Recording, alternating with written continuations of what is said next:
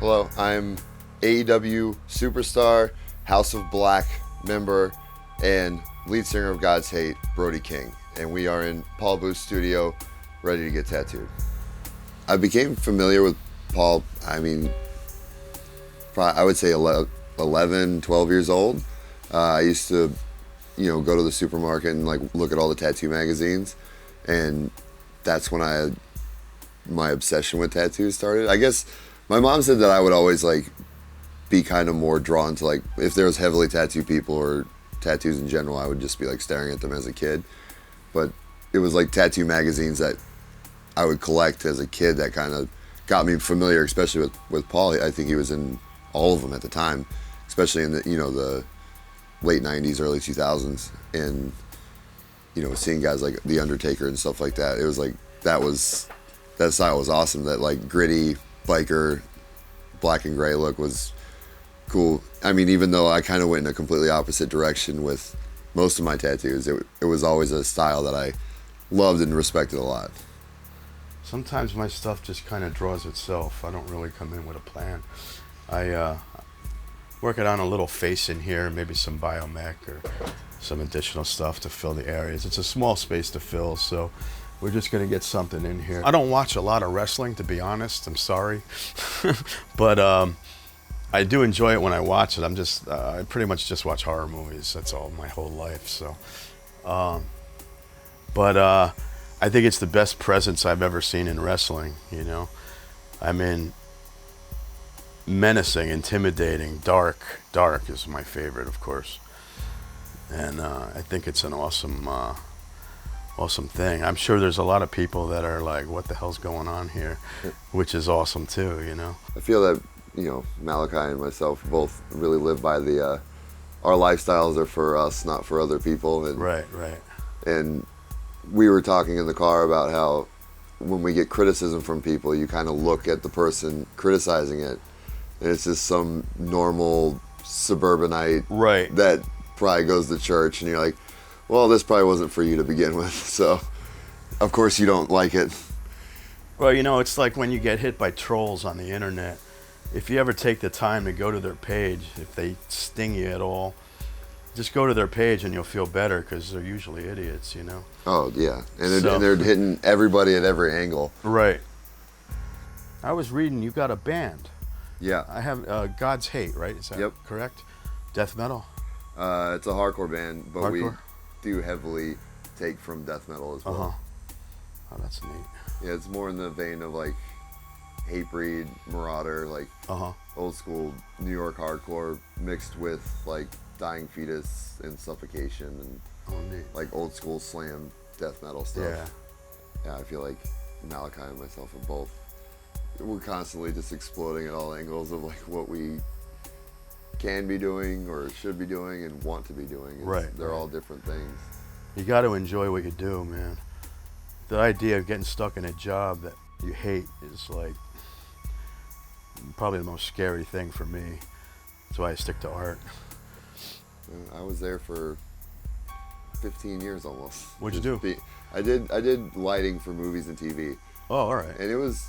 Well, at least there's some creative in that too, There is, but it's very just manual labor at the core. Oh, all right. Yeah. And it's especially the side that I was on was more of the rigging side, so I was coming in before production. I didn't like being all right. You didn't. I didn't like being on the shooting crew. Yeah. So we built everything, but it was cool to see the sets and stuff being constructed and seeing these elaborate things happening.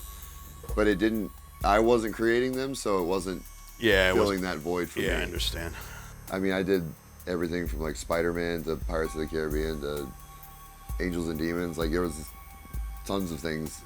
I think Pirates was one of the coolest. Pirates 2 specifically. We built the Black Pearl and the Flying Dutchman on stage, and they were on rocking gimbals, and you would see the stuntmen swinging from boat to boat and fighting and doing all these crazy things in front of a giant blue screen. On Angels and Demons, we built the Trevi Fountain in the Forum parking lot in Los Angeles. So it's it was crazy, because you would come to work and you're in South Central, Inglewood, and then you walk through the set and now you're in Rome. I do interior design when I get the opportunity, but just for myself. I couldn't tell. Yeah, right. But like this piece on the wall is one of my sculpts and a sconce that I made. But yeah, I've done styrofoam sculpture in my old shop. I built some stuff, and it's a lot of fun. Seems very unforgiving. Yeah, it's like tattooing, you know. I mean, you got to get the hang of it first, but you got to. It's like any kind of three-dimensional sculpture. You kind of got to visualize in reverse what you're building, you know, because you're taking away from a block as opposed to packing it all onto something. You're removing rather than adding, you know. If that makes any sense, I don't know. No, it does. Yeah, I mean, my wife is a sculptor as well. Oh, okay. Mostly with clay and stuff. Yeah. That's So, adding. So yeah, usually. if you mess up, you just put it back on and Right. redo it. My entrance into AEW, I mean, I feel like a lot of it was just good timing. I worked for a company called Ring of Honor that ended up kind of going under for a short amount of time until the owner of AEW ended up buying it. But at that time, Malakai and myself were already discussing kind of the inner workings of the House of Black and like the infant stages of it and how to translate this to TV and how to present this to our boss to possibly get on board with it. And I feel like it just kind of was a natural fit. Like, we've been friends for a long time, and he was kind of always like a mentor to me as a young wrestler and like helping me along the way. And then given the opportunity to work with him was awesome. So I feel like our styles in wrestling are very different, but they're both like very physical and, you know, barbaric in its essence. And then obviously our looks are very similar. You know, I used to get criticism that I was ripping him off. It's like, listen, if you look at any like death metal or hardcore kid, we all pretty much fit a certain mold. Like, we're all heavily tattooed. We're all like, you know, wear the same, you know, cut off cargo camo pants and black t-shirts. It's like, there's going to be similarities there, but then you know, people find out that we're actually like good friends aside from that. They're like, oh, it makes sense. How did people react when you guys first made your presence? I mean, they really freak out, or? Yeah. I feel like it's one of those they didn't know whether they should laugh or cry scenarios, you know? Well, I feel like there's very little room for laughter. I mean, especially like, right. You know, Malakai set the groundwork for the vibe that was going to be there. He already had his singles theme music and his entrance. Right. And I feel like as we added to that, it just made it more. Well, the presence is so strong. Yeah. And you know, there. the theme that we come out to as a tag team, one of my best friends and the guitar player of our band, Colin Young, he created the Kings of the Black Throne entrance music, and it's very like church gospel-ish. And you know, it starts with his wife saying "All rise for the Kings of the Black Throne," and it's like very ominous sounding. Mm-hmm. So I feel like it sets the tone for like everything we want. And I feel like our team, the House of Black specifically, is very unique in the sense that a lot of guys think that you need these like big pyro and like fire and fireworks to like set a tone, and it's like we black out the whole building and we use usually one single source of light, and it feels like very cold, and it's just usually fog machines and light, and that's really all you need to make magic. Oh yeah, man. And it sets the stage for what we're doing. Exactly, less is more. Especially with what you're going for.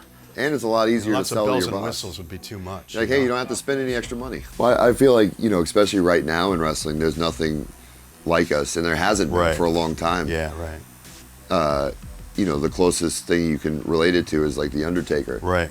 And he was one guy doing it for the last 30 years, and now we're like almost amping that up and like taking it to a different level because like we were also saying in the car today, this is true to us, and we're authentic to what we are talking about and what we're presenting.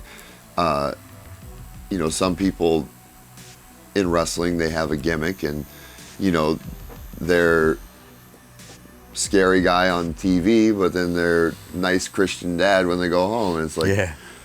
you know. You can tell when it's not truly authentic, though. Yeah.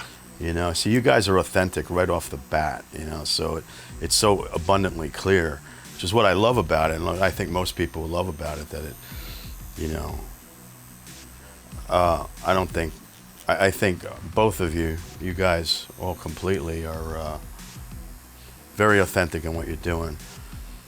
Thank you. Especially like from somebody that understands what we're trying to do. I feel like that Oh, means a fully, lot. man. Yeah, definitely. I get it. You know, that's why I say I know there's two kinds of fans. You know, there's the people that get freaked out, and then there's people that get it, and they're the ones that are like me. The minute I see it, I'm like, whoa, this is badass.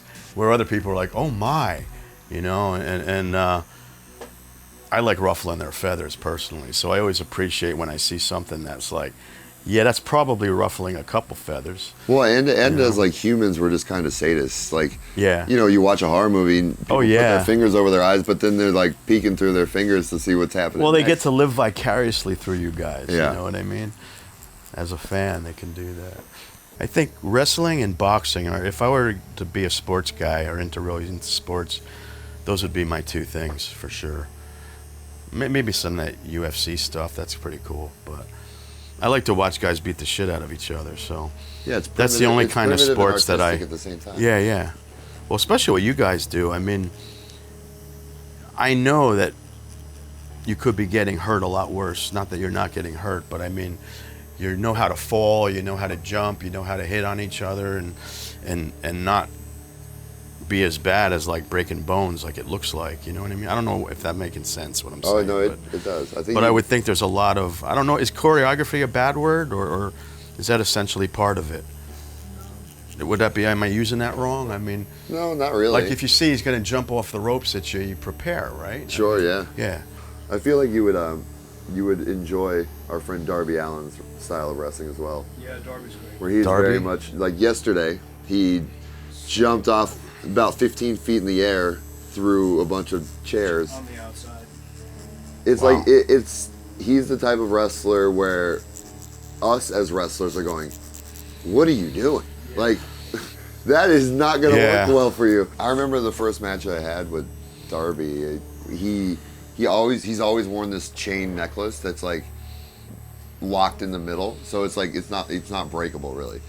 And he's just like, yeah, just grab me by this and like my pants and just swing me around. I'm just like, Jesus Christ. Dude. By his chain? Yeah, by his chain on his throat, and he's Holy just like getting shit. strangled and like it's rubbing his neck, and then he doesn't care. You know, you guys got that stigma attached from the old days of like, when it was obviously like staged, you know, when it was kind of, I don't know what era to call it, but it was more in the beginning. The Attitude Era. The Attitude Era, is that what it is? All right. Because I feel like before that, like the 80s and the 90s, and like especially in Japan, like these were like blue collar men that became wrestlers. Like it wasn't uncommon for someone to start their wrestling career in their late 20s to early 30s. Uh-huh. And then they kind of perfected their craft in their 40s. So it's like you have these hardened men that worked a job that they hated, Uh-huh. and you know there's a lot of egos in wrestling, especially back then. And Yeah, right. It wasn't uncommon for there to be fights in the locker room or fights in the match. So you had to be like a tough motherfucker to be in it. Yeah, right. A kid growing up, like in an alternative scene, like getting into punk rock was hard. It's like you had to. I got into it because my friends skated and like we listened to like the Epitaph compilation CDs, and then from that it's like you would go buy like my first CD I bought was a Bad Religion CD, and then from there it's like you look at like their thank you list and like see what bands they're thanking, and then you go buy those bands, and it's like it kind of trickles down from there. It wasn't always just like you look up Bad Religion on Spotify and there's 100 related artists and you're like, oh, here we go, there's a whole catalog of things that you want. When I was in junior high, we had like cable, I think it was like satellite, that's what it was, and we had MTV2, and they would actually play music videos all day, but they would also play stuff that was like uncommon to play on like normal TV. So like they would have like, you know, Mudvayne and Slipknot and stuff, but that's where I like found out about Hatebreed. It's like they would play the Hatebreed music video, and it's like basically people fighting in the crowd, and it's just like madness. I was like, I need to know what this is. And it's like, I went out and bought the CD, and that's kind of what got me into hardcore music. We're almost done, man. Oh, shit. You had the touch of an angel. Aw. You look like a demon. That just warms my heart. Yeah. No, I'm too cuddly for what I'm into, you know? I'm like jolly evil. I mean, the first tattoos I got my ribs completely done, and then I had my chest done. And it was by a guy who has since, I think, either died or quit or quit tattooing. Right. And he was the most heavy-handed person. Oh, yeah. Where Some you of would the hear the old like timers, zzz, and it was like, Yeah. and you're like, oh, that doesn't sound good. A lot of scarring, Right. and then have since covered most of it up. But I feel like anything is better than that. Young people come up to me all the time when they meet me at like a convention or whatever, and they say, you know, oh, I'm thinking about getting tattooed when I turn 18. Like, what do you think about that? I'm like, honestly, I think that you should have to wait till you're 25 to get tattoos. Because I have plenty of tattoos I have before that I'm now covering up. You really don't want to be a part of someone's regret. Yeah. Like when you know they're making a regretful decision, you just don't want to be a part of it. Like I've had like 17, 18-year-old kids come to me for tattoos, still do, but they're too young, especially for my work. And it's not that I'm being a judge so much as, you know what, my work is a bit more my work is a bit more intense than normal, so it's more regrettable to put one of my pieces on your face than say a butterfly, I guess. I don't know. But so, you know, I just for my own ethics. But now it's all these desk doodles on their faces, and as someone who's watched trends come and go, this is my I can't wait favorite. for the regret years to show up, you know. The single line or The SoundCloud rapper. just like the Yeah. I call them desk doodles. Yeah, that's what they are. That's honestly what they are. That's what I used to carve into my desk when I was So bad. All right, man. Looks like you made it. Wow. And you did it without any need for tissues. Getting tattooed was awesome, especially by a legend like Paul Booth. He squeezed this insane biomech demon head into the smallest spot, and it looks like it is now conquering that whole area. It really just fills the whole space perfectly.